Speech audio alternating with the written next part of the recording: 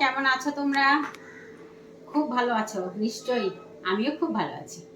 আজকে দেখো, বাটা তো অনেক রকমের খেয়েছো। আজকে যে ধরনের বাটাটা আমি এনেছি, আশা করি খেয়েছো কিনা আমি ঠিক বলতে পারবো না। তবে আজকে দেখো আমি কি কি নিয়ে এসেছি আর কি বাটবো। শিম এনেছি। শিমটাকে আমি হালকা লবণ দিয়ে অল্প সেদ্ধ করে ওর একটা গন্ধ থাকে তো সেটা বার করে নিয়েছি। আর নিয়েছি ধনেপাতা, রসুন, কাঁচা লঙ্কা, কালো জিরে, হলুদ, নুন, চিনি, চিংড়ি মাছ থাকবে সঙ্গে, আর থাকবে তেল। আর এই যে পেঁয়াজটা নিয়েছি, এই পেঁয়াজটা কিন্তু আমি বাটার মধ্যে দেব না, এটা দেখবে কখন দিই। চলো দেখো কি করে করি। চিংড়ি মাছটা ভেজে নেব।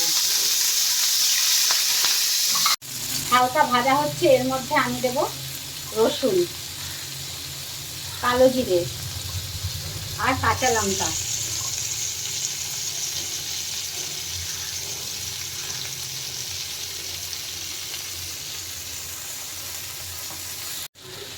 এটা ভাজতে ভাজতে এর মধ্যে দেবো আমি শিমটা।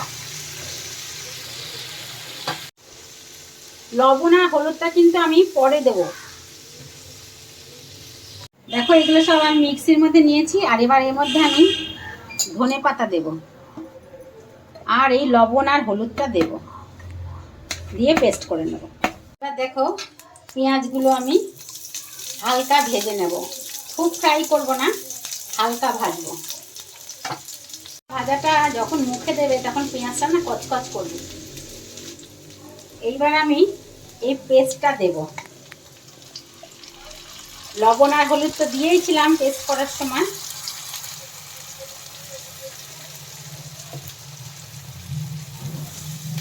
আর এর মধ্যে চিনিটা দিয়ে দেবো।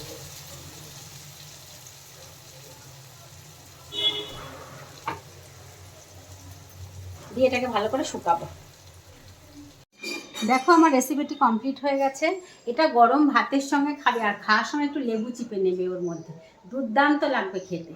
খেয়ে দেখো, খেয়ে আমাকে কমেন্টে জানাবে কীরকম লাগলো, আর নিজেরা বানিয়ে খাবে কিন্তু।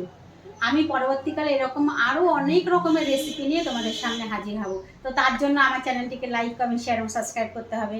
সাবস্ক্রাইব করো কিন্তু। আবার আসবো এরকম রেসিপি, নানান ধরনের রেসিপি নিয়ে। ততক্ষণ তোমরা ভালো থেকো, সুস্থ থেকো, টাটা।